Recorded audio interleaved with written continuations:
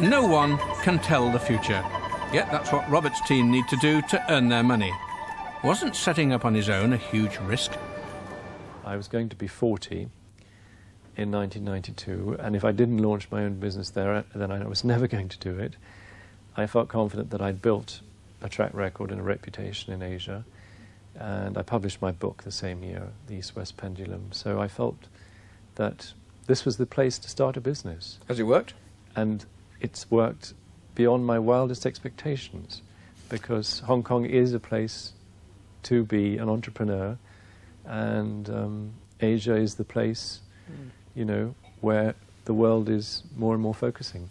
Can you give me a figure for how much money you've put into investment right now, under your care, as it were? We handle assets for our clients of 1.8 billion US dollars, about 1.2 billion pounds now. So we're a sort of medium-sized investment management firm in Asia.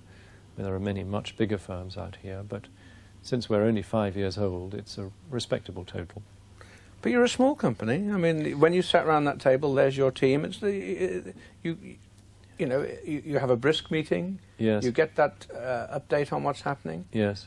You depend a lot on those people, don't you? I do, and I wouldn't want to be very much larger, because I like the personal feeling. Take decisions quickly, get information quickly, and I know each of the people who are really executing the investment decisions very well. So for me, it's trust in the people that I have and their abilities and integrity, which is uppermost. But what's the normal threshold for really doing business at this level? For a small investor, we'd be happy to take £5,000 and put that into funds. For an institution, a pension fund, an insurance company, or so on, we'd start at $1 million. And even $1 million, you wouldn't get as much diversification as you would really like to have. But you'd quite like 100 million stake, well, wouldn't you? Yes, but we don't have many of those. Yeah. Oh, you don't have many of those? No, no. So that's the Well, we have one big mutual fund, which we run for an American associated company, which is slightly larger than 100 million, and that's called the Greater China Growth Fund. It's spread around the whole region. And what will you charge me for giving me some good tips about where to put my money? Well, we live off our management fees, so we say have 1% per annum management fee on the assets that we manage. It may be more or it may be less than that, but that's about sort of the right level. Well, just a brief update. The seminar is going to take place on the 6th. What are you providing exactly? Is it just information? I have 10 investment professionals here in Hong Kong, each of whom has a specialist knowledge of, say, Korea, India, Taiwan, Japan.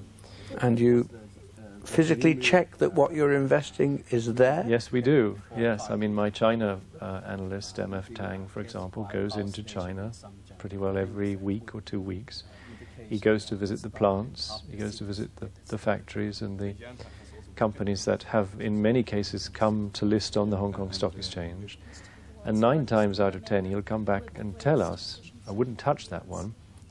And that saved us from a great number of mistakes, because in the early days when the China companies were listing in Hong Kong, there were quite a few which were, I'd say frankly, very disappointing.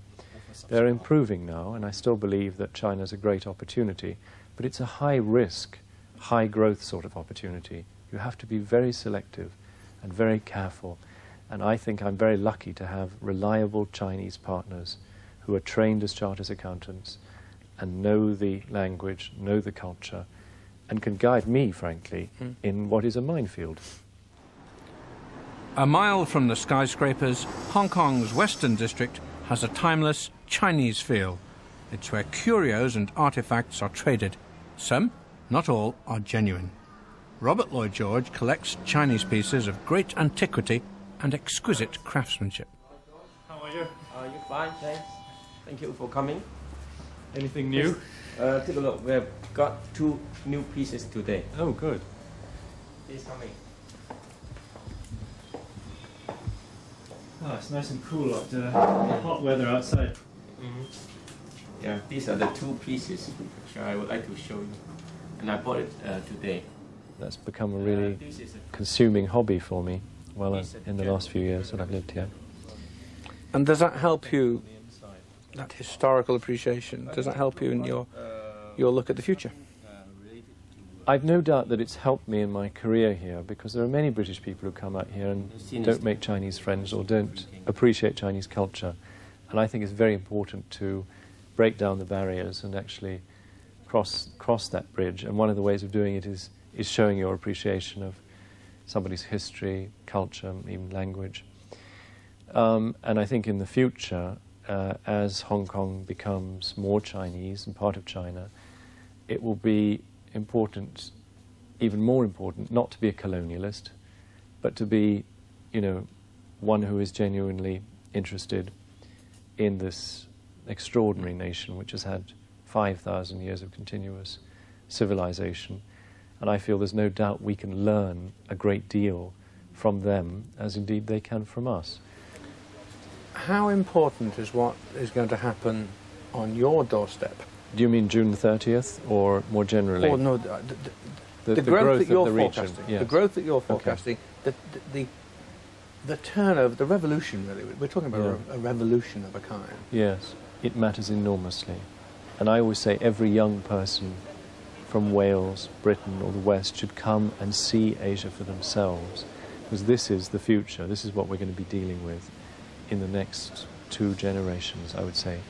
It's no less than the industrialization of half of the world, and only now are they really becoming industrial nations, exporting all the manufactured goods that we've seen from Japan in the 50s, 60s, 70s, but it's only just started coming from China, really in the middle 80s and 90s.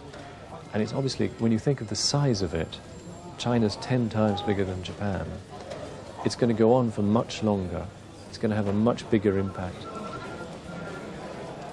I don't think it's going to be a negative impact on balance. What would Chairman Mao have made of all this? I think Chairman Mao would have been astonished. But certainly this is helping China modernize at a rate which they could not hope to do without having a functioning capital market. It would have been unimaginable. It would. 20 years ago? Yes, well, 15 years ago, really. The Chinese really only accepted the principle of a stock market back in 1990 when they reopened Shanghai.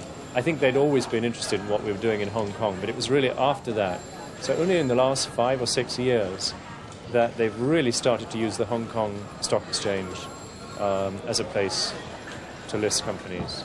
So you're staying under the new administration? Of course. I've got 30 people working for me here in Hong Kong, and I have a responsibility here, and I believe in it. And this is where the business opportunities are. Although there are worries that the Chinese will not allow the same freedoms that you now enjoy.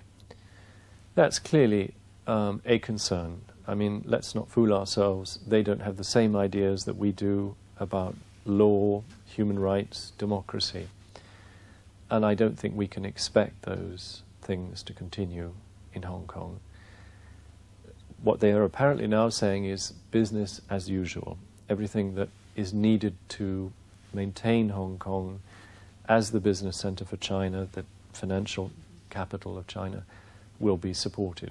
So I don't think we should have any worries, but I wonder sometimes whether you can really separate these two areas of life, because people want to have their personal freedoms in order to be in the business world. What's it like bringing up your young children here? Well, I mean, I have to tell you, honestly, I believe they'll all go to school in Britain. But my 2 little ones, who are respectively 3 and 4, are learning Chinese. They love it, and it's a nice place for children, actually. And they all like to come back here. I've noticed my eldest son, who's a teenager, loves coming back to Hong Kong. It's got a great buzz and excitement about it. And having grown up here, I think they feel very much at home. The Lloyd Georges live out of town in the exclusive village of Shek O. Houses here can command prices of £10 million or more. Success is rewarded in Hong Kong. I put all my own savings into this business when I started it, So we are ourselves at risk. So we don't take risks with our customers' money. We never use derivatives. We don't borrow money or go leveraged or anything like that. We buy good shares of good companies and hold them. And we don't turn over those portfolios, buying and selling, trading. We are investors, not traders. So obviously, if we do well, our customers do well, and our partners do well as well. But what kind of a performance bonus might you earn, for instance, in a good year? Oh, that depends. You know, there are good years and bad years. The last 2 years haven't been as easy. We had a wonderful time when we started, 92, 93, and in fact in 93, the Asian markets, we were on average up 80% that year. 94 was quite flat. 95 was up a little bit. So I'm proud to say we've never lost money for any of our clients, but it's getting harder to make the kind of performance that we have. I think it moves in cycles. So you have lean years and fat years, really. Few in Hong Kong have heard of David Lloyd George. Robert Lloyd George, however, is conscious of his ancestors' shadow. When I was younger, it was certainly difficult to live up to the, name and the famous tradition that we have. And I suppose that's one of the reasons why I decided not to go into politics, but to go into business and to try my luck in a completely new field, which is what Hong Kong has offered me over the last 15 years, to establish my own name and with some trepidation putting my own name on a business. And I hope that has, built up without depending on the name of our family, that the company has established itself. Might you otherwise have been interested by politics? Well, of course I'm interested in politics, but I feel it's more difficult for me to make a contribution in that area, but who knows?